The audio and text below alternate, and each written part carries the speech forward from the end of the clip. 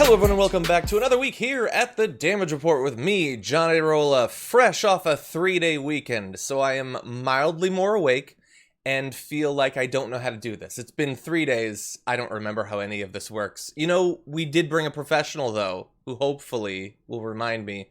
Francesca Fiorentini, how's it going? What's going on? Hi. Guten Morgen. Exactly, Guten Morgen to you as well. Great to have you here. I'm so glad that the holiday was on a Friday and on a Monday because, like, you know what I'm saying? Franny over Brett, right? Exactly. Screw that guy. He actually appeared on Wednesday when JR couldn't show up. So he still appeared. Sorry. But you had another episode of The Bituation Room on Sunday. Any highlights you want to plug to get people fired up for that? Yeah, we're talking about nationalizing the American oil supply so that we can dismantle it and survive climate chaos. But if we didn't have oil, how would we have energy? There's nothing else to invest in, so we probably shouldn't try. There's a burning star in the sky right now. I know. Don't look directly at it. Unless you're Trump. Yeah, of all the things that are, like, so stupid that I don't even want to be an actual part of civilization, it's that, like, we're getting blasted by an unlimited source of energy, and all we have to do is invest in it. And we're like, maybe. I don't know. It's too obvious. It's not innovative enough. We realize that, right? Anyway, the Bituation Room podcast. Listen to it. John was on last week. He was great. If you haven't heard that. Thank you. But yes, and our new episode is all about the Green New Deal. Listen to that one. And also Trump's fireworks display. Yeah. But you don't have to worry about fires because it's just stone. Yeah, surrounded by dry forest. Oh, God, the world is too stupid, but we still need to eat, so I can't flee from it yet.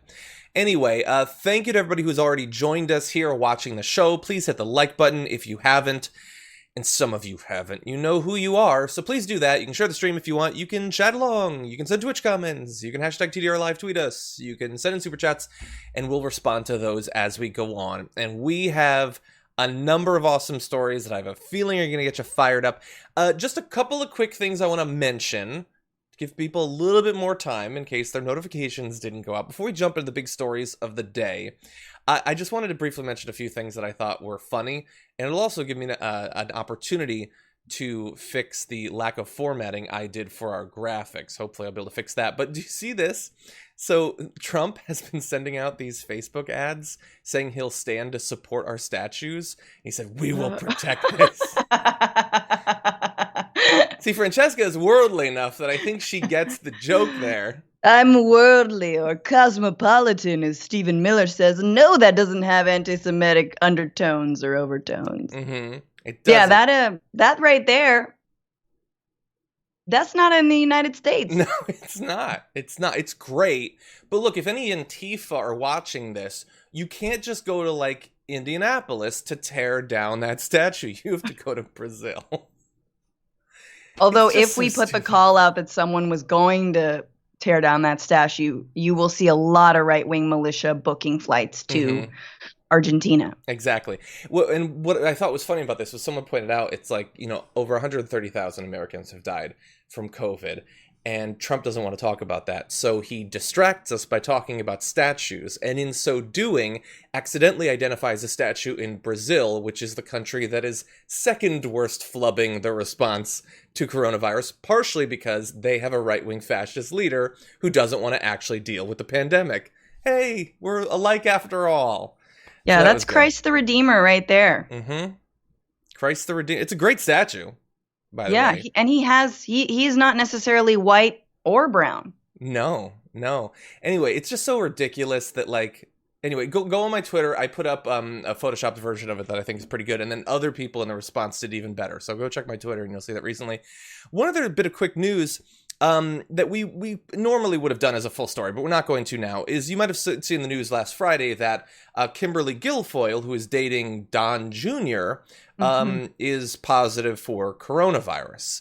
Now, that is a problem for a number of people, partially because she's been going to all these campaign events, and of course she doesn't wear a mask because she is the sort of person who would date Don Jr. But also, I don't know if we covered this last week, her and Don Jr. went to a maskless Hamptons party. It was like 100 people, none wearing masks, to sort of protest the paranoia. And now the attendees at that party are apparently freaking out because they had never considered the possibility that they could be exposed to coronavirus, which now they might have been. Oh, God. Yeah. Yes. Melted Melania Trump sees her day after dating one too many greaseballs. She was with Governor Gavin Newsom before this. Yes. Yeah. And the other thing, and just for everyone who's out there who, I know a lot of people who are watching the show take it seriously. She was asymptomatic. Yeah. She was asymptomatic.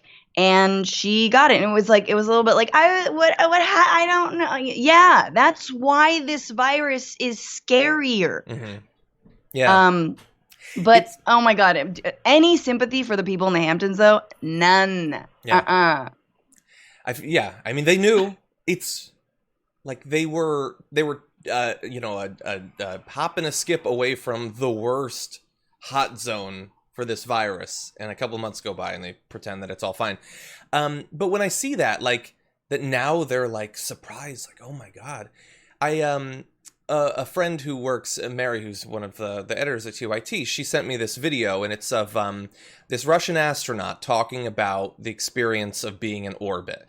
And he says the thing that all astronauts say, which is, when I saw the Earth and I looked down on it and there are no borders between countries, I suddenly realized how ridiculous and artificial the divisions are between us, and about how small our fake issues that we hype up between each other are.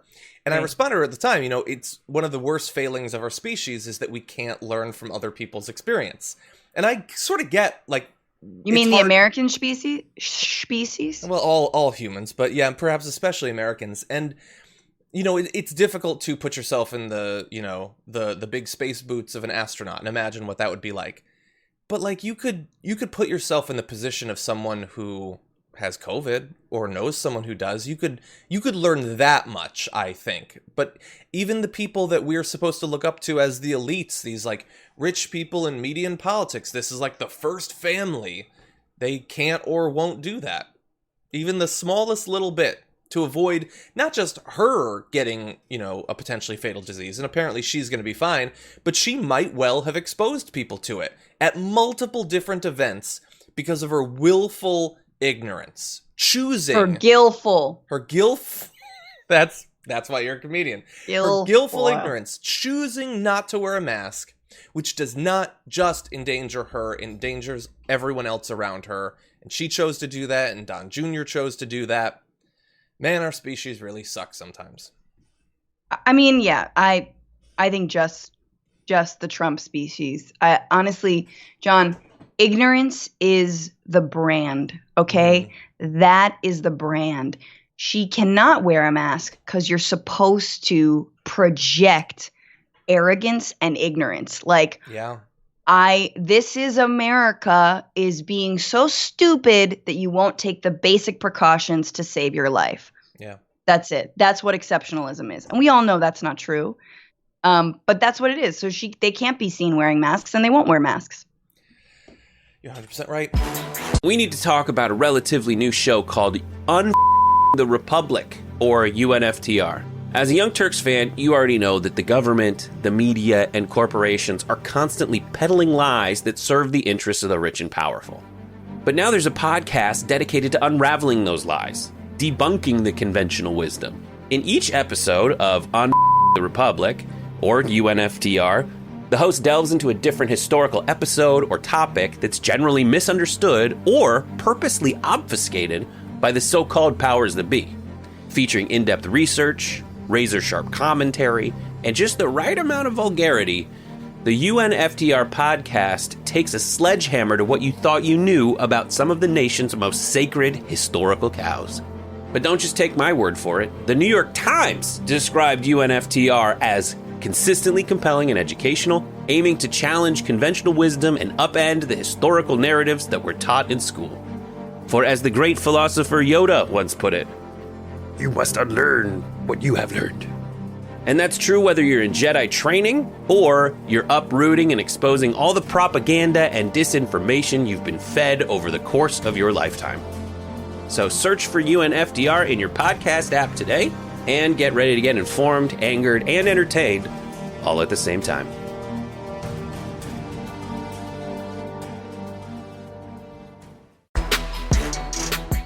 Over the past few days, Donald Trump had his big Mount Rushmore speech where he went with a whole bunch of people, even though he was asked not to, and they had fireworks, even though they were asked not to, and many of them didn't wear masks, even though they were asked to. But what did happen at the event was that Donald Trump made clear his campaign strategy going forward. It's not going to be about the pandemic. It's not going to be about his second term. He seems to have no idea what that's going to be like.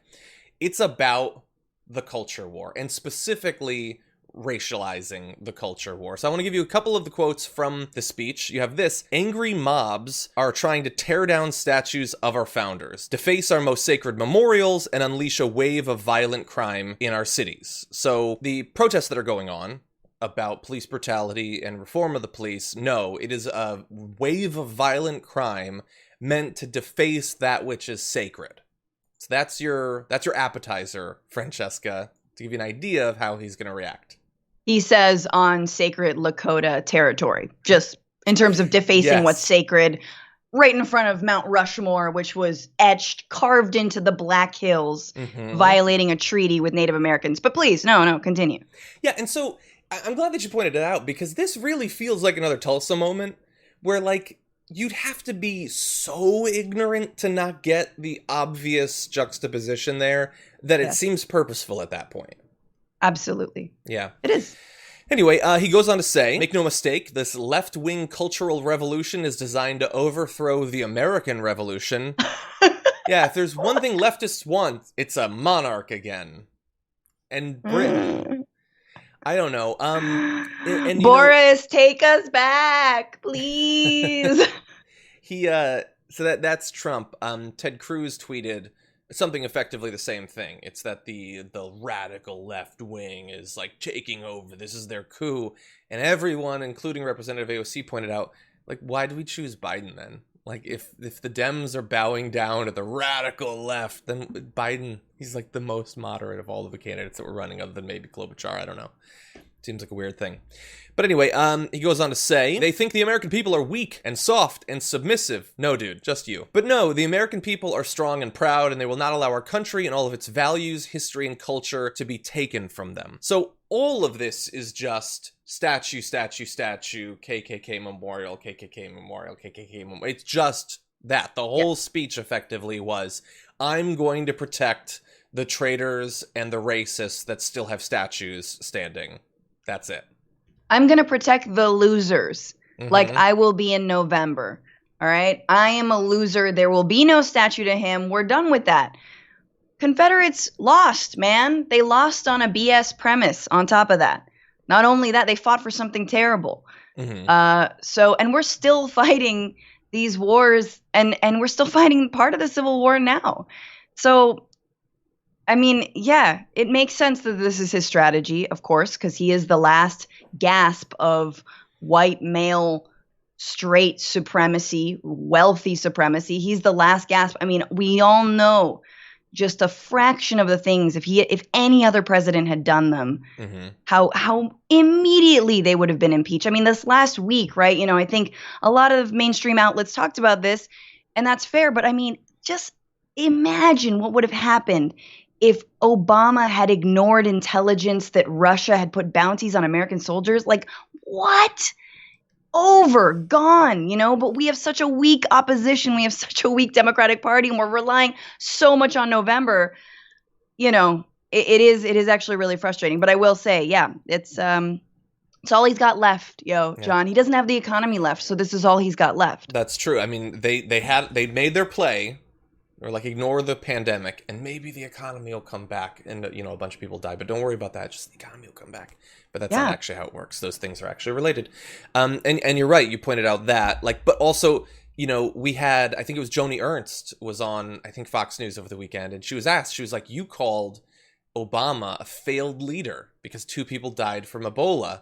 well, what is it, 65,000 times as many people have died from coronavirus. So is that failed leadership? No, I think the president is stepping forward, she said. Like, I didn't even choose to play it, but I did think of it because it's just, yeah, he can do literally anything he wants. Like, policy, in terms of expectations for what the government is actually going to do or protect you from, all of that, there isn't anything anymore. You don't hear Trump fans saying, here's what I want Trump to do. I want him to deliver on Medicare, or I want him to, like, not even taxes, even the financial stuff from his base. There's no expectations. There's no desire or policy wishes. There's just punch him in the face, make him cry, make me not feel as bad for being a racist as I do right now. It is all white identity politics. That's all that's left. Absolutely. You're absolutely right. And I just want to say, like, to any Trump voters, if you know Trump voters, you could reach out to them and just be like, hey, bro, you could still be racist without the president. Like, you don't need him. They will be. To support your dumb ideology. And they will be. So, like, let's all remember, of course, that no matter what happens in November, racism and white supremacy will still be around, even more so, because they'll all think that, if Trump loses, he'll be a martyr in their eyes. Mm-hmm. But also at the same time, it's like, as Democrats or as progressives, we have to remember that just getting him out is obviously not the only solution. Yeah. And for Trump voters, it's like, bruh, you could hitch your, white supremacist horse to another wagon. You just choose not to. Like Joni Ernst, like, you just choose to go down with this ship. The entire Republican Party is going down with this ship. You wonder what comes next. Yeah, well, I guess what I've seen a lot of articles say is coming next is Tucker Carlson 2024. Where that's why I disagree with you that it's the last gasp of, like, white mediocre racism. Tucker Carlson, that's his brand. And all he has to do is keep demagoguing about race. And in 2022, in the spring, when they start to run, all the candidates are coming out, he will announce that he was Q the whole time. And every Republican will love him. And by the way, why shouldn't he? How would anyone prove he isn't? No, exactly. Doesn't matter. He'll just say yes. So I don't know if Q uses that much bronzer. That's a good point. So in terms of Trump's strategy, a focus on race, we have a great example of this this morning with him saying, has Bubba Wallace, the only black NASCAR driver, apologized to all of those great NASCAR drivers and officials who came to his aid, stood by his side, and were willing to sacrifice everything for him, only to find out that the whole thing was just another hoax. That and flag decision has caused lowest ratings ever. I have no idea if that's true. Neither does Trump. He's just saying it. But there he is saying that Bubba Wallace, who was told by NASCAR that there was a noose in the garage that he was in, that he is a hoaxer and that he screwed over NASCAR. None of this makes any sense, but it doesn't matter. It is the message that's being sent is that the only black driver for NASCAR thought, because of what NASCAR told him, that he was being the target of a hate crime. And so Trump is choosing to attack that one black driver and say that the flag should come back. None of this means anything except I will attack black people for you and protect your racist icons. That's all it is. Absolutely. And punish anyone. I mean, you're blaming, the way that Trump always does, right? He blames the black community. He blames the Latino community for their own problems.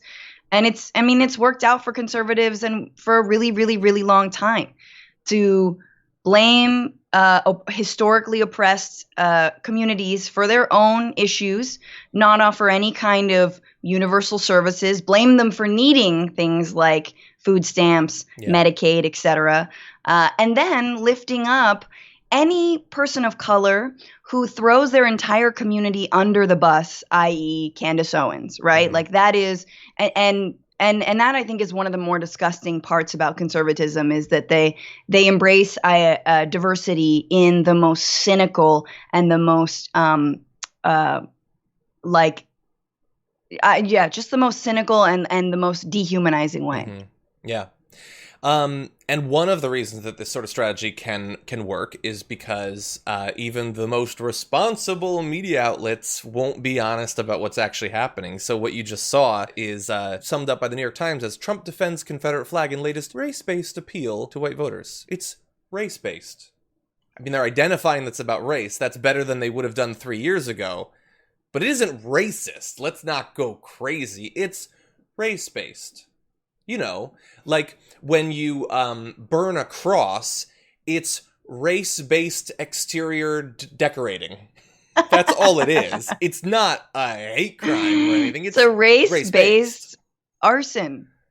Exactly. It's ridiculous. Yeah. But it's sometimes even more explicit. He's multiple times in the past few days called Black Lives Matter a symbol of hate as he digs in on race, according to CNN. You know, like a cross might when you mount it in someone's lawn. They're just digging in. It's not racist. Now, obviously, a rational person seeing this knows what it is. But I love that even at this point, CNN and New York Times are like, well, you know, we'll dip our toe. We're not going to like really identifying what's going on here.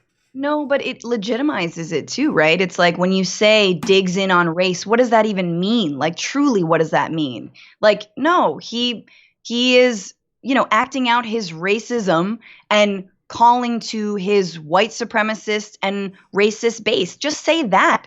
Don't say digs in on race as if that were a legitimate issue, like, you know, I don't know, the infrastructure of the U.S. or like healthcare. Like, that's not an issue. It's not an actual thing you can like dig in on. Yeah, he's just digging in. I know, just call it what you're calling it, which is white identity politics, which is exactly, you can easily say white identity politics. But no. Whenever the media talks about identity politics and whenever oftentimes we mistakenly think about it, we only think about people of color or gay people or women, whatever, right? Like, but no, it never applies to white people or white men, especially. Yeah, and if you want to primer on what it looks like, watch literally any episode of Tucker Carlson's show, and that's all it is. White Identity Politics 101. Can I just say really quickly that the New York Times did a great piece about, you know, a fake statue toppling, right? And that a bunch of white militias showed up to this statue, and I can't remember where it was again. If you remember where that, anyway, so they all show up to this statue, and the article is about the fake call for toppling this statue, right? It's the idea that they couldn't find who posted it. It was some Facebook group that was like left agenda or something like that, and they didn't really know, and it turned out that it seemed like the person was fake and the post was fake. It doesn't matter because hundreds of armed militia showed up to protect this statue, and I think it was like a Columbus statue. And that wasn't the story. Think about that, you guys. Like, the fact that who cares if it was a fake post, if it was a real post? We know that there are trolls. We know that there are whomever operatives. We know that's a tactic. Yeah. The real story is that hundreds of armed white militias showed up to try to protect the statue, and they ended up harassing a person who had a Black Lives Matter shirt on. I believe he was white, because otherwise something worse might have happened. Yeah. But so just to put that into context, the real problem is not a fake media account. The real problem is that these militias are being allowed to foster. Exactly. Yeah. It's like with the Republican war on voting rights, effectively. If one side is going to have an all-out campaign against something, and the other side won't even acknowledge that that's what's happening, how are you going to stop them from winning that war? Stopping as many people as possible from voting and maintaining the, lock grip, the chokehold of white supremacy over every facet of American society, government, economy, everything. And that's what we have right now. So this morning, when Donald Trump tweets an attack that makes no sense whatsoever against Bubba Wallace, here is how his spokesperson defends the questions about it. So NASCAR, I would note, their statement says that this garage pool rope was there since last fall, since far before the teams arrived at these garages. They also said definitively, as the FBI investigation determined it, that there was no hate crime versus Bubba committed. What the president is making is a broader point that this rush to judgment on the facts before the facts are out is not acceptable. And we saw it with the Covington kids, and we saw it with Jesse Smollett, and now we saw it in this case before the FBI came to that conclusion. People are going to quickly point out that that comparison is not fair. To call this a hoax when he stands by that he truly believes that that's what it was. Right. Well, the Federal Bureau of Investigation does not stand by that assessment. The president's merely pointing out that we've got to let facts come out before we rush to judgments. Okay. So what you have there is the president saying it's a hoax, and he blames Bubba Wallace when Bubba Wallace had literally nothing to do with this becoming a story. He was warned about this. And we're just going to show the image again. I don't care if it was being used as a pull rope. It is a noose. There has never been a more noosey noose than that noose, okay? He didn't bring it up. It is a noose. Maybe it's been there for a long time, and that means it wasn't a specific hate crime targeted at Bubba Wallace. But a noose casually just being there, not targeted at a person, but we just wanted to have a noose around, maybe's better, a little bit. Still disturbing, and the issue there is not Bubba Wallace. No, and this is the thing, is that NASCAR is trying to de-escalate a situation that clearly at first glance is really scary, and of course was scary for Bubba Wallace, and I'm sure the people who alerted him to it for his safety. They did an investigation, that's great, and then the facts came out, end of story. It would have been scary if it had deliberately been put there for him. It doesn't appear like it was. End of story. Your job as the president is to de-escalate that whole situation, like NASCAR, which, man, I can't believe I'm holding up NASCAR as an example, which as of a few months ago allowed the Confederate flag to fly very high. I mean, come on. We know what he's gaming at. We know what he's playing at. Meanwhile, hundreds of thousands of people have died over a virus that he has refused to even issue the most minimal order, like mask wearing nationally. Yeah. Come on. What are you actually, what hill are you dying on right now? The hill of absolute BS racist attacks, and Kayleigh McEnany is dying right next to him on that hill. The entire thing just so, what a weird year that, like, on race, can we just be a little bit more like NASCAR? And then like, on public health, could we be more like the Insane Clown Posse who canceled their concerts almost immediately when this thing started?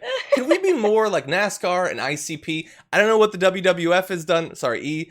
I'm sure they're being good in some ways because everything's topsy-turvy in 2020. One of two protesters that were struck by a car in Seattle over the weekend has since died from the injuries. She was killed by someone who broke through a barricade and purposefully drove on a highway that had been shut down.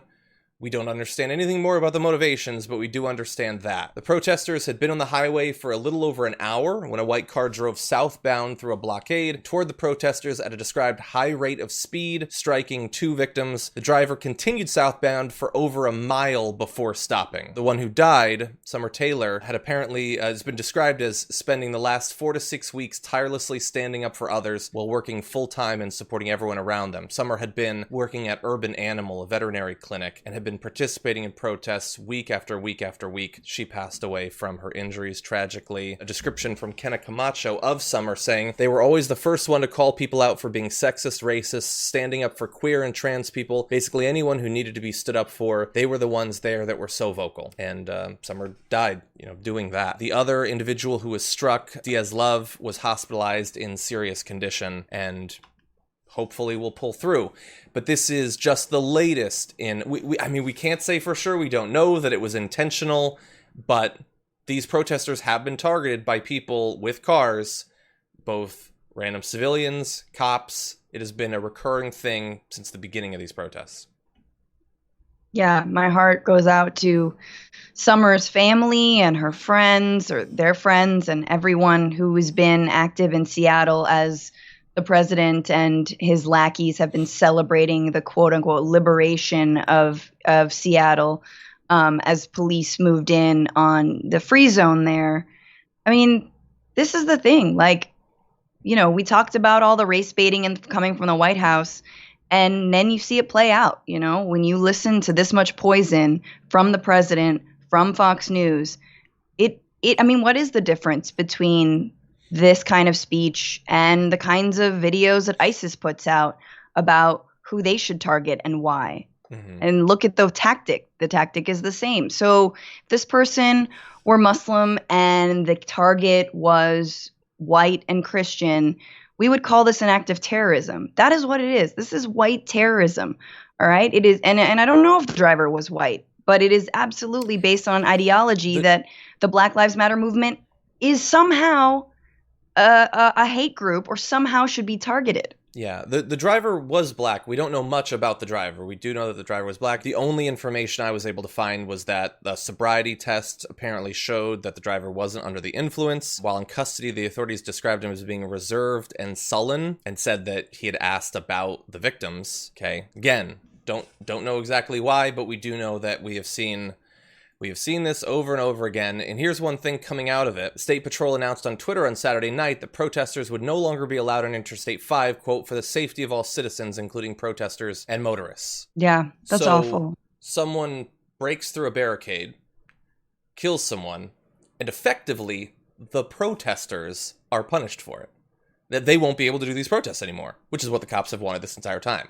So it becomes sort of convenient that when they are targeted with violence, suddenly, the aims of people who oppose the protesters are being advanced.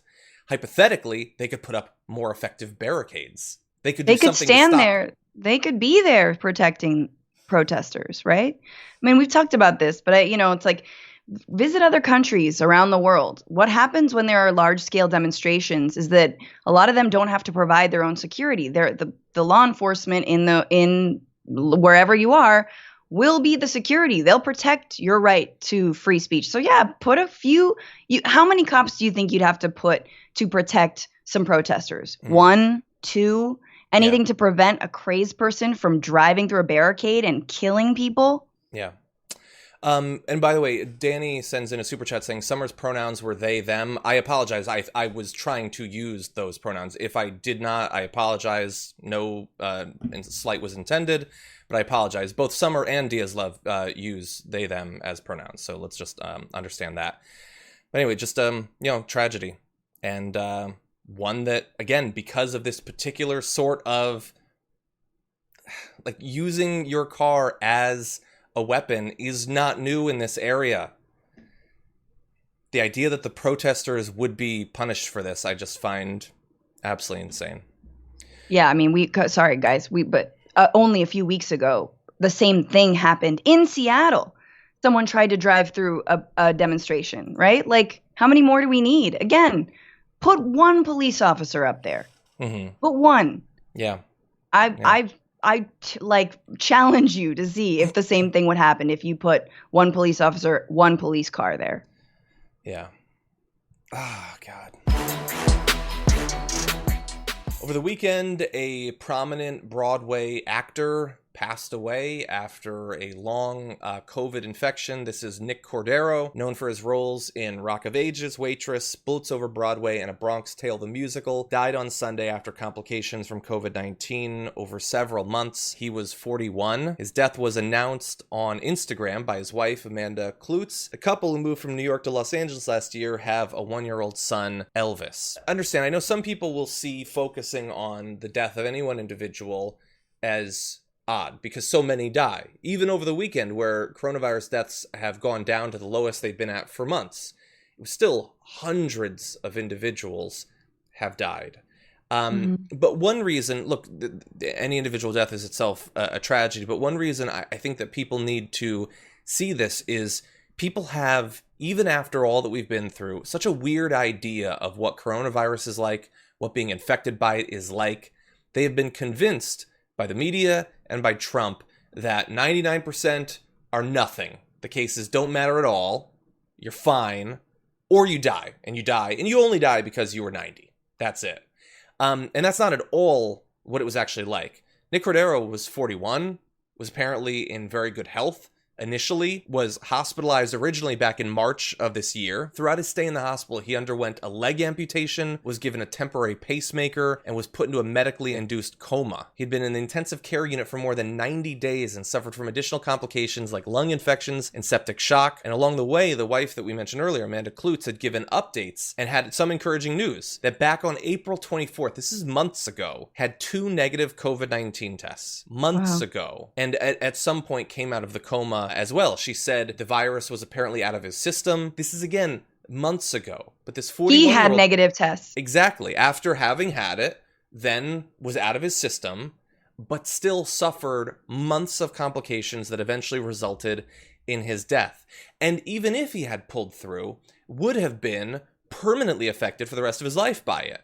The amputation, the lingering issues with internal organs and all that. And that is an experience that many people have that is not talked about. That this is not just a thing where the vast majority of people don't experience anything. And even those who do, very few of them die. No, people are maimed for the rest of their lives. Yes. And they're not just older. That would be a tragedy enough by itself. This guy was 41 and died as a result of this disease. So I think that in a lot of ways, this case shows how serious this is in ways that people don't often acknowledge. Absolutely. I mean, I wanted to ask people on my Instagram, just like, who's suffered from COVID? Who knows anyone? And in just 24 hours, I got 60 responses. And these are people you won't see on the news, but everyone who had themselves gotten COVID and had a fever for 10 days, have like permanent lung stuff going on now. It was really touch and go. They were scared, or whose family members or whose husbands and fathers and aunts or cousins passed away or were hospitalized, or just, didn't look like they would make it and then actually did make it. But like, it has touched so many people. Just ask around. We don't talk about it enough. We don't talk about healthcare enough, to be honest with you. So we're sort of meant to suffer in silence. We're meant to suffer alone. It's like when we treat people when they're sick, okay, just go away and deal with it. Don't talk to me about it. Let's not do that. That's what our, president is doing. If we can call him that, let's be better than that and reach out to one another and inform one another about what's going on and try to help where we can. And I mean, this guy had Broadway lungs, you guys. Do you know what it takes to have Broadway lungs? You know how good you have to sing? You know how good? You know how much air you got to hold in there? And he was, and he still passed away. Yeah. Yeah, just devastating. And I know, there's so many tributes online. And then I just think about, like, how many days in a row did we have 750 deaths on average? And people had moved on. We're like, nah, it's not 2,500 anymore, so I don't care. And you know what? For weeks, it was like 500 to 700. And I looked recently for a photo of 500 people. And I found one of a theater that supposedly had about 500 people in it. And it is a massive number of people. A massive number of families and networks of friends and coworkers and all of that. And every one of these is a tragedy. And there are so many of them. So many. 200 is a lot. I mean, and the idea that everybody's just spiking the football literally every day, even as the numbers of cases go up and, people are being hospitalized and again are being maimed. And it's to the point where I'm not even doing this as a full story, but over the weekend, a story came out that the White House is writing their new message for the country on coronavirus. And it is, we need to live with it. Which isn't just stupid and a surrender and below the dignity of the White House or whatever. It's also stupid messaging because a lot of us can't live with it because it kills us. And it's killing hundreds of people literally every day. All sorts of people, older people, young people, those with pre-existing conditions, those without. It is killing people. We can't live with it. And the idea that the White House is just going to admit that they are done, that they give up, is amazing. Yeah, no, it should be. We need to give up on preventing unnecessary death. We need to live with looking the other way when our loved ones die and we're not able to be by their side. Mm-hmm. That's it. And if it happens to you, too bad. Everyone else is going to look the other way and live with it. We are a failed country, man. Honestly, at this point, look at us. We are, twice as many deaths as the next greatest country with death toll, like in Brazil, I think. Mm-hmm. Twice as many deaths, you guys. This is not rocket scientist. Science. There we go. Coffee's kicking in. Neither of us are rocket scientists. So don't worry. Neither us know. Okay. I didn't take trigonometry.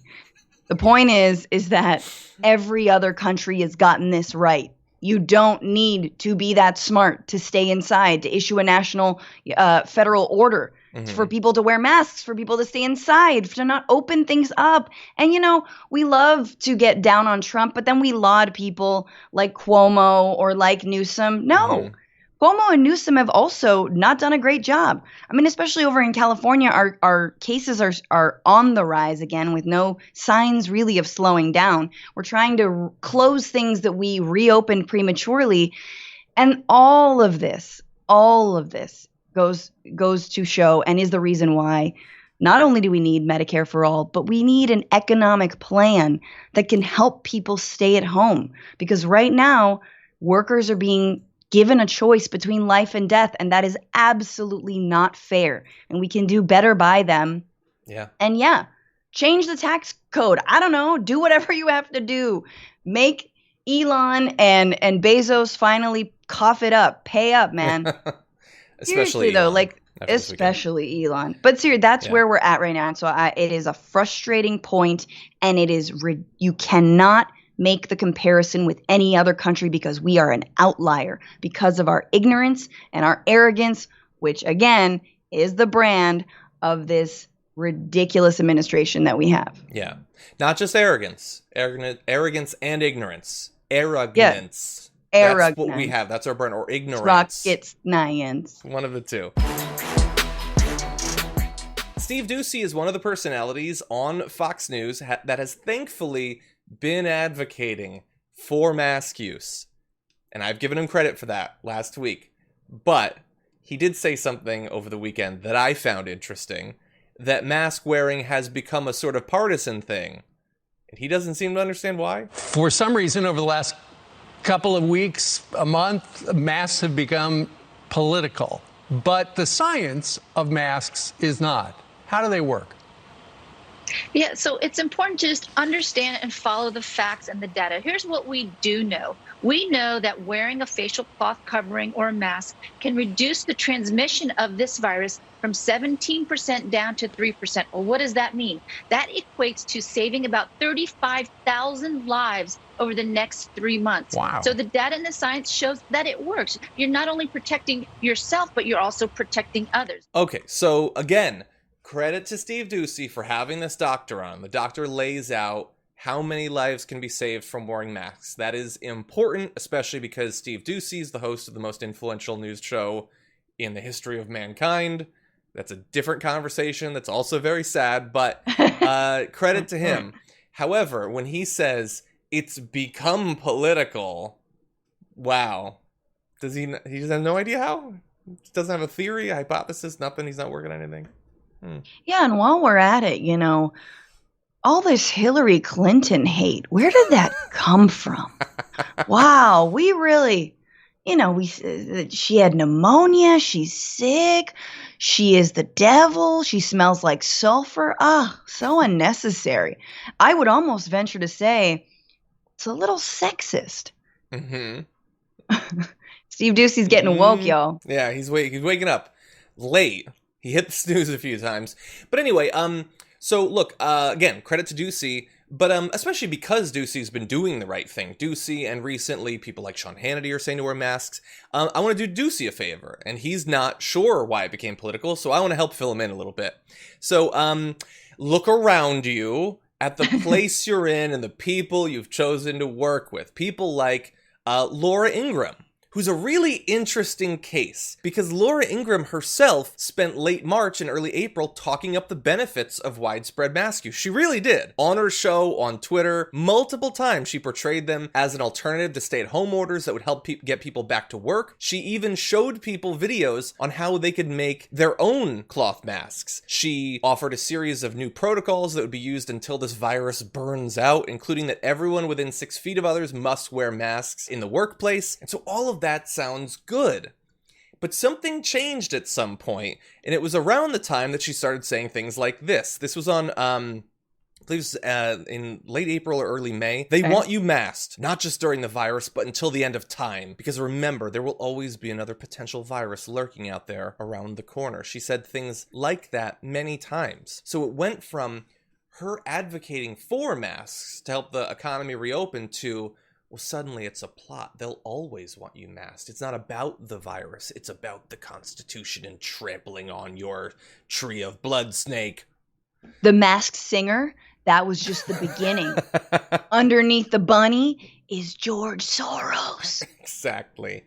And that's what she did. And now, I mean, that starts questioning the science itself and stuff like that. You had people like Brit Hume who were like mocking Biden for wearing a mask, saying, for instance, that he looks ridiculous. And that's why much of the public doesn't want to don a face covering. Let's say that that's true. Let's say that it looks ridiculous and that's why people don't want to. Maybe using your media platform to mock people for wearing masks pushes people in the wrong direction on that then. If you know that they're already susceptible to being worried about how it looks, maybe don't encourage them to think it looks ridiculous. But that's what he did. Tucker Carlson said this: it's like a bioweapon, the mask. But then you're required to put that same terrifyingly dangerous face mask over your nose and mouth. And you're required to do this by law. Good luck, Los Angeles. You don't deserve this. And so, like Laura Ingraham, at times, especially early on, he did encourage people to wear masks. But eventually, once there was enough conspiracy theorizing and talk about the Tree of Liberty, he and Laura Ingraham, like cowards, started to defer to that, to Yes. talking about rights and the fact that it's not fair that they're required to, and is it really constitutional and all of that. I think they're worse than the idiots who were just like, it looks dumb, because they knew the science. They knew that masks would help, but they weren't willing to tell their audience something they didn't want to hear. So Laura Ingraham, Tucker Carlson, massive, massive cowards. And their cowardice could have deadly outcomes. No, they're grifters too. They're just getting paid millions a year to completely grift. I mean, talk about arrogance and ignorance being the brand. That is Fox News. Mm-hmm. And just as they do with race, what they're doing with masks is weaponizing it, and they know exactly who they're speaking to, right? They're not speaking to anyone middle of the road. They are speaking to the farthest fringe of people who believe that the coronavirus was developed in a Chinese lab by Bill Gates and a gay Teletubby, and they got together. Is that still a thing? Probably. And yeah, they got together with Jussie Smollett and they faked a Teletubby noose hanging, and then 5G towers gave us all COVID, something like that. Mm-hmm. And it's like, yeah, please come out and vote. Like that's who they want at the ballot. These are the people who they are empowering. Now, I know we think there are a lot of them, but I like to think there's not that many people on the fringe. Like there are a lot of people listen to this stuff, but a lot of people consume it like a little bit like it's candy, it's entertainment, but they themselves are wearing masks, and they themselves are maybe souring on Trump. And we know that older folks, especially in the Fox News demographic, 1 foot in the grave, are actually souring on Trump because of his handling of coronavirus. Maybe. And yeah, you know, that's interesting that you point out that like these Fox hosts, even the ones who were attacking masks on air, were still socially distancing, and they were still probably wearing masks when they had to go out, which makes it so interesting to identify the people who weren't. Like, that makes the Kimberly Guilfoyle and Don Jr. thing even more ridiculous. Like, they are so stupid that they didn't even get that the grift is to tell the plebs not to wear it, but protect yourself. They, too, didn't protect themselves. Right, exactly. Hope that they're both fine, but ridiculous. We are going out of our way on TDR these past few weeks to give credit to prominent Republicans in politics and media who advise their fans to wear masks, because that's the only way they're going to get through to these people. They don't listen to TDR. They don't care what I think. If I tell them to wear a mask, they're less likely to. So we gave credit last week to Mitch McConnell.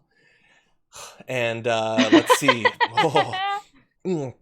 And Steve Ducey and Sean Hannity and a few others. Well, this week, let's give credit to Jeanine Pirro, who wore a mask and tweeted out the image of her wearing a mask. So, hypothetically, the people who like Jeanine Pirro, and not just the amazing Cecily Strong impersonation of her on SNL, will be more likely to wear masks. At least, that's what I would hope. Unfortunately, I then went to the replies to that tweet, and Francesca, it was It was not positive. It was things like cloth masks don't protect you. Okay. Let's see. We've got I refuse to wear a fear mask. No, you're thinking of the mask from Scream, actually. Let's see. We've got this person. Well, I can't. Allergies, asthma, high blood, had a mini stroke, and carry this card. You know, that card that doesn't mean anything and is totally fake and has multiple typos in it. You mean the card that says I'm actually more at risk for COVID, for dying if I get it? Like, if you've got respiratory problems right now, the thing that's going to save you is the mask. I'm sorry. I can't even. Then this. I think she's compromised or kowtowing to the left turn her network has made. She's not the only one. So this is, like, she's being attacked, which, look, considering how awful she's been for a very long time, I get a little bit of schadenfreude out of it, but I want her to do the right thing. And so she is doing this knowing that she's going to get attacked by these crazy people.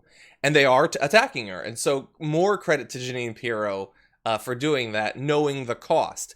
And it makes the people who won't do this on Fox, like the cowards Tucker Carlson and Laura Ingraham, look even worse by comparison, as they are sort of the last holdouts that are playing that particular grift game. I hate Jeanine Pirro more than, I don't know, pretty much anyone. I mean, I hate her. She's the most hateful person. She's the worst. She's the most racist. She incites so much violence. I want to reply to that tweet and say, face covering sounds like Sharia law. Because that's, I think, what the old Jeanine Pirro would have said. Exactly. And that's what she might say in about 2 or 3 weeks. But also, it is absolutely irresponsible if Fox News is not encouraging their anchors, their staff to wear face masks if they're deployed. Yeah. Like that, and so I think she said, I'm traveling, I'm going to be wearing this face mask. Good on her, I guess. Hey, I hope you don't get coronavirus. Francesca, what? I am just as uncomfortable as you are, but this is the price I'm willing to pay, is patting Kevin McCarthy on the head or stroking Mitch's shell and saying, good boy, you told people to wear masks. That's what's necessary. Now that we have done our responsible thing, do you want to have fun for just 1 second? Yes. So here's the thing. In terms of schadenfreude, the fact that Jeanine Pirro is wearing a mask, slightly funny.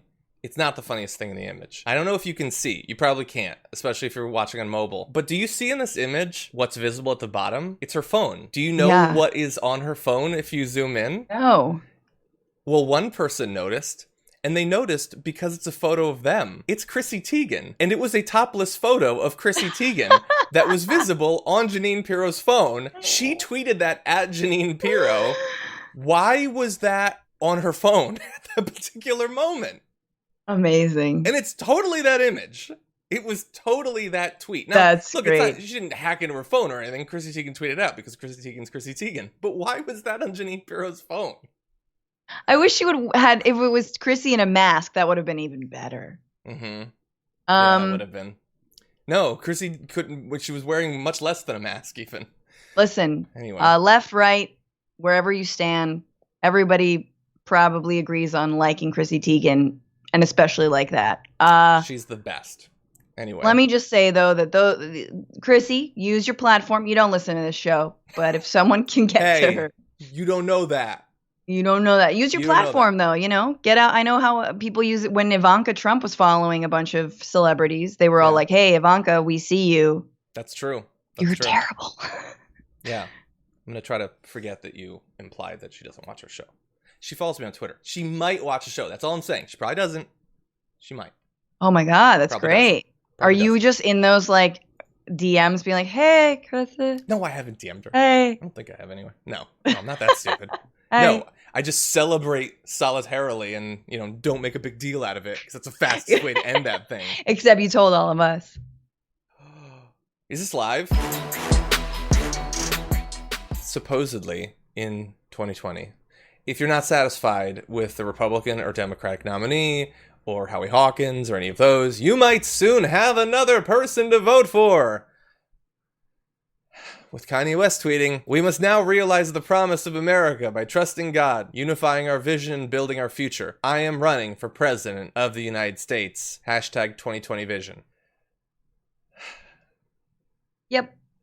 So he's running for president. at least insofar as he tweeted about it. So far, there does not appear to be any evidence that he's done anything else that normally you do. And I understand that the past few years have definitely made it seem as if the most important part of being president is tweeting, but there's still hypothetically other things that need to be done to get there. But that's what he said. What do you think? Do you have any thoughts? If you don't, it's cool. No, I mean, it's just the least surprising thing that's happened this entire year. Like, a pandemic that is out of control that's killed 130,000 people, a generational civil rights movement that has radically transformed this country and helped us reimagine policing. Kanye West announcing that he's running for president. Mm-hmm. It's not your year, dude. It's not your year. I know that's hard for you to imagine. It's not. Yeah. It doesn't seem to be. There's a reporter, founding editor of The Appeal, Neil, says, Kanye West is already too late to make ballot in Texas, New York, and Illinois, has 10 days to collect 130,000 signatures to make it in Florida, and an extra day to collect 12,000 in Michigan. The takes on what it means he'd run for president should probably reflect some of this, and I totally agree. Him running to dominate some of the media, either just as like a self-aggrandizing thing or to boost, I don't know, an album or a shirt or whatever, is one thing. The potential threat of him actually running, we have to take at least seriously enough to identify whether he is actually doing it. And so far, there is no evidence that he is. He hasn't put together, staff or campaign offices or any of the sorts of things that you would need to be done. Now, that said, he is very famous, which is apparently all it takes in this country anymore. So hypothetically, maybe people just line up to sign the petition. I don't know. I just want to see a debate between Trump, Biden, and Kanye, and like somehow piece a single sentence together through all of that. Like, if you ever want to see like the side effects of Cialis play out all at the same time, like that would be that debate. Just like nervous, dizzy, megalomaniacal, sweaty, like, all of that. That would be that debate, is all the side effects at once. I'm excited for that. I also am excited for, look, I don't want Kanye to be president. We should not cover this like it's a real story. Totally. Any media outlet that does a serious interview with him should be burned to the ground with love. But I do think it's funny that like his clothing, his like Yeezy wear is an indication of what kind of government he would run. It's North Korea, you guys. All right. Nothing but tan jumpsuits, boxy as hell. It's just, it's Kanye Jong-un or something. That's not bad. And the whole thing, like, he loves Donald Trump. He thinks that Donald Trump is literally the best. Why would he run against him? I mean, you fill in the blank. Again, it's not happening. It's so stupid. Everything is so stupid. Everything's stupid. Everything's stupid. God, what a dumb country. What a dumb species. The planet's okay. It's got some cool trees and cliffs and stuff. I hate all your international viewers. I mean, I love them, but they just rub it in by being so happy, I'm okay with the Brazilians because they also have some issues. Russia too. By the way, did you see the constitutional change to that he can stay in until 2036 in Russia? It's a good deal if you can get it. And that they had already printed up the announcements of it and distributed them to bookstores before the vote. Come on, man.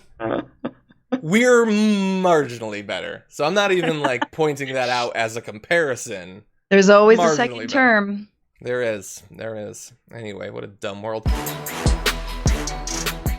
During this pandemic, there has been no shortage of misinformation about COVID-19, treatments that might help, and all of that. And so we want to make sure that here at the Damage Report, you get accurate information.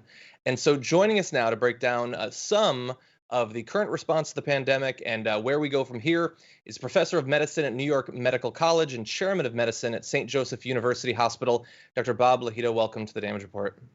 Thanks. Delighted to be with you. Very glad to have you here. There's a few different topics that we want to touch on, but the first I wanted to bring up was something that gets talked about quite a bit, which is testing. The president often points out that we're doing more testing right now. But I wanted to go a little bit beyond just the surface and talk about, in your evaluation, have the tests become more accurate? And if you could break down the difference between traditional tests and antibody tests, we would love that as well. Yeah, well, the test that is definitive for this virus is something called a PCR test.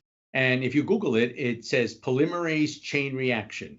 And what that does is it takes the virus, which has a single strand of RNA in it, and it takes the RNA and makes other nucleic acids like DNA and then messenger RNA, if everybody remembers their high school biology, and you get a very specific assay, which is extremely sensitive and very, very specific for the coronavirus. Now, that's important because there are many, many coronavirus species, many of which cause the common cold. So it was important to get COVID-19 pretty specific.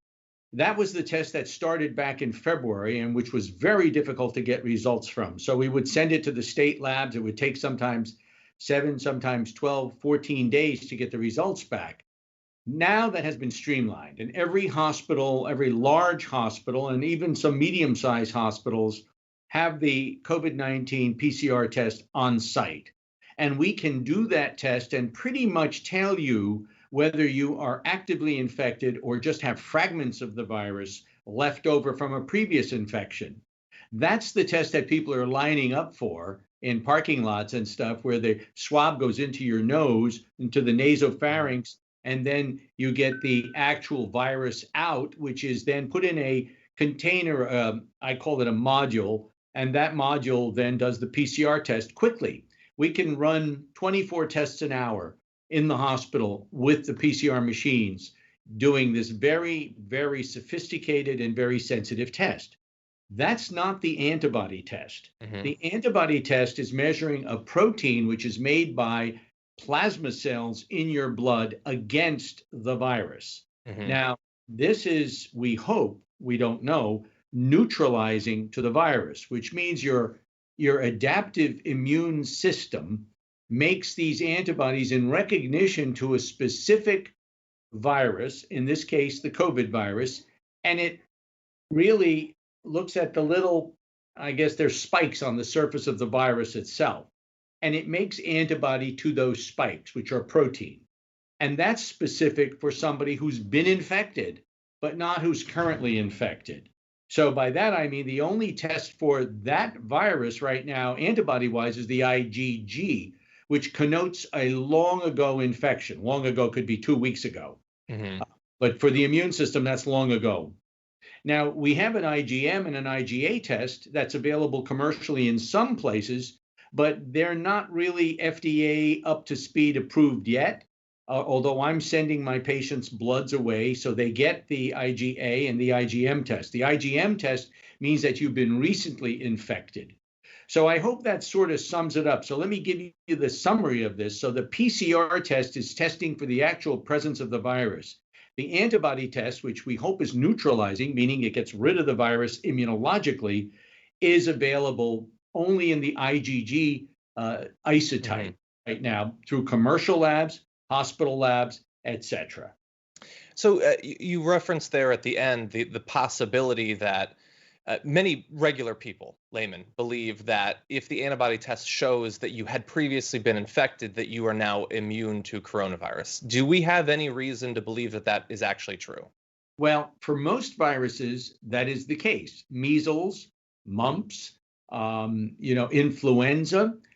But remember that this is one of many coronaviruses. And you know that you can get influenza every year. So that's the concern, that if you have a neutralizing antibody, how long does it last? Does it last a month, 2 months, 6 months? We don't know. The new vaccine is also going to be concerned with that because we are banking on the fact that when we give you the remnants of the virus or the attenuated or weakened virus as a vaccine, that your immune system is going to make antibody to it, and it's going to be protective. However, you and I know, and I think your viewers know, that the common cold, which is a coronavirus, can occur over and over again. You can get a cold in March and then have another cold in June. And that's a corona. So that's our concern. Our concern would be if this virus keeps on giving itself to us. Yeah. And we simply don't know at this point. That's Yeah. the whole business of developing a vaccine, by the way. The vaccine has got to show that there's protection from this virus. Mhm. So I certainly understand the fear that you could have been infected, a period of time could go by and you could become reinfected. We don't know for sure. Right. There had been, I remember several months ago, there were some doctors who were saying that there might be reason to believe that there could be sort of spontaneous reemergence of coronavirus, that a person who had previously had it does not appear to have been reinfected externally, but that it simply reemerged. Is there any reason to believe that, or was that sort of a false lead, I guess? That's not false, but the reemergence occurs within days. We have patients we've seen in the hospital who are discharged who go home after having been in the intensive care unit for a week, and then all of a sudden they come back in the emergency room short of breath and the virus is back. So it's a short period of time. It's not 2 months or 6 months where the virus comes back. This virus likes to replicate within the cells of your lung, etc., and it may take a bit for the viral load to increase. Once it's been tamped down, we simply don't know whether it comes back, say, after 6 months or a year. I don't think so. I doubt that. Immunologically speaking, the immune system's sophisticated enough to protect you right off the bat. However, the virus, when it's first infecting you, can reinfect or become worse, I suppose. The viral load increases within 2 or 3 days, and then you can be dreadfully ill again. Then we also have patients that we see in the hospital who get the COVID, do very, very well at home, and then all of a sudden, 5 days after the initial infection, they get very, very sick, wind up in the emergency room, wind up on a ventilator for, say, 5 or 6 days, and then get better. So that's what I think the doctors were meaning. I don't think they meant that this is like 5 months later you get the virus. Okay. Dr. Lahita, one of the things I've been curious about is we had the initial explosion in cases. We now believe that in some states it is spreading once again. And so I've been curious, how much was both learned and how much preparation was done between the initial infections in the US and now? Are we much better positioned to treat people? Are, like, I hear about Remdesivir. Is that a big game changer? Like, how has the situation developed in terms of our ability to fight a new spread of infections? These are very good questions. Right now, we're much better prepared. We have several drugs we use right off the bat. We've learned that when you come into the hospital with an acute case of COVID-19, the first thing we do is we thin your blood. We then may have some hospitals use hydroxychloroquine, particularly now since there are reports that hydroxychloroquine may actually be effective on inpatients. We have seen no benefit to hydroxychloroquine, but that may be the fact that our patients are so sick. Hydroxychloroquine is a very minor drug when it comes to the immune system. I use it all the time in my patients with rheumatic diseases. However, we also have tocilizumab, which is a monoclonal antibody that helps control acute inflammation in the lung. We have remdesivir, which is an antiviral agent, which we use routinely. In fact, we put every patient that comes into the hospital and who's in the ICU on remdesivir, which is an antiviral. And then we also use dexamethasone, which is a very potent steroid. The remdesivir, the dexamethasone, the hydroxychloroquine, and I think the tocilizumab are all anti-immune drugs. These are drugs to check the immune system and stop it in its tracks, because it has always been my belief and my observation that patients die not from the virus, but from the immune response to the virus. So that's why these drugs work, and we're really smart about it now, and we know what we're doing. So we haven't had a death from COVID-19 in 3 weeks. And that's really wonderful. We were running 60 patients a day dying at one point. So we're really very happy that we seem to know better as to how to control things. However, there's still the occasional patient who comes in, and despite what you do, and that could be a young person as well. It could be, as you just saw, Nick Cordero, 41 years old, just died, succumbed after months of battling this virus. So it can happen where you can be 20 years old and die of this infection. We do not know who will succumb and who will not. And that's the interesting part of the virus. probably has a lot to do with genetics of the immune system in you and your family members. Has probably very little to do with the virus, its character, etc. I wanted to ask one more question about Remdesivir. We read reports that the U.S. government had, I don't know exactly what it means in practice, but had bought up the entire world's supply.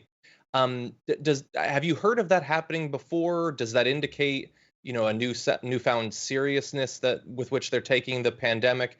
Will that hurt international efforts to fight against the pandemic? No, I don't think they bought up a huge supply. First of all, many hospitals, inclusive of ours, were doing clinical research with Remdesivir. So we had a clinical program where we had Remdesivir sent to us. We had several 100,000 doses sent to us within the state of New Jersey and within the state of New York. And that was divvied up by the health departments of those states based on the actual numbers of infected people that were showing up in emergency rooms and ICUs in different hospitals. So that was the state allotment. That was not something that you bought and paid $3,500 per vial for.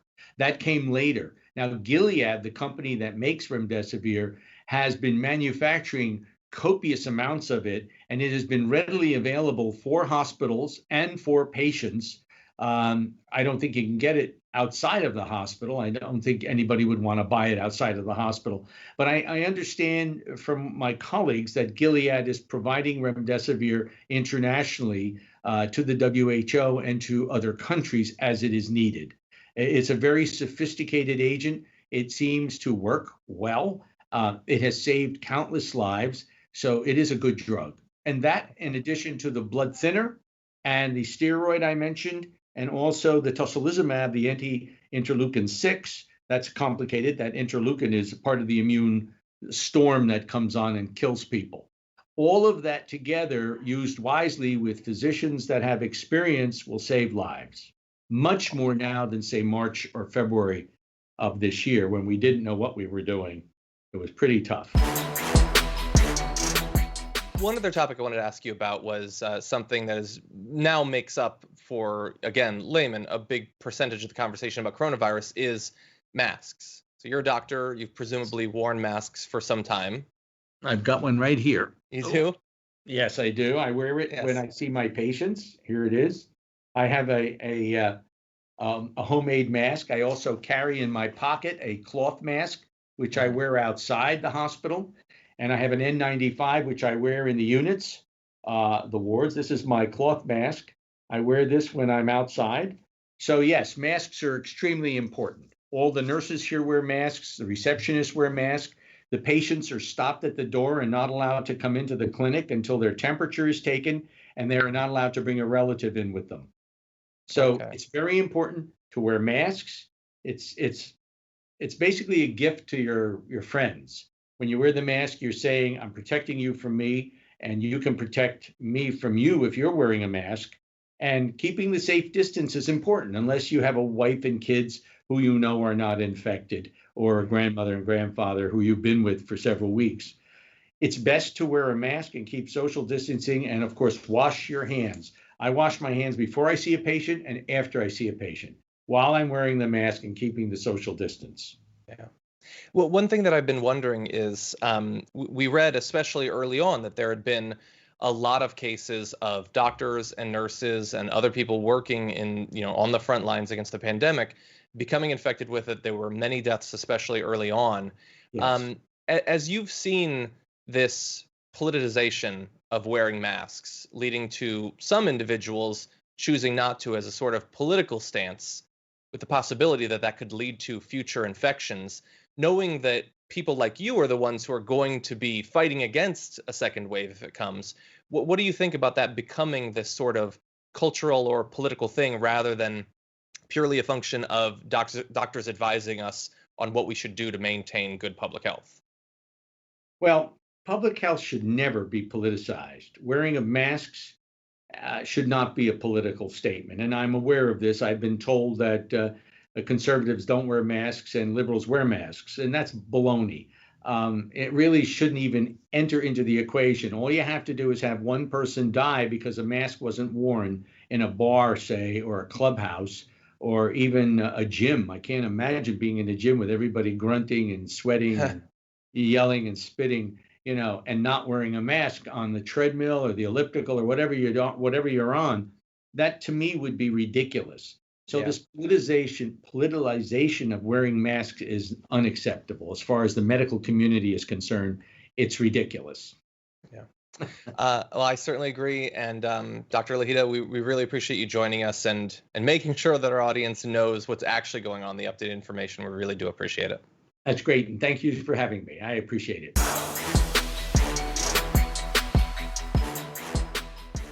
Thanks for listening to the full episode of The Damage Report. Support our work, listen ad-free, access members-only bonus content, and more by subscribing to Apple Podcasts at apple.co/TYT. I'm your host, John Adarola. I'll see you soon.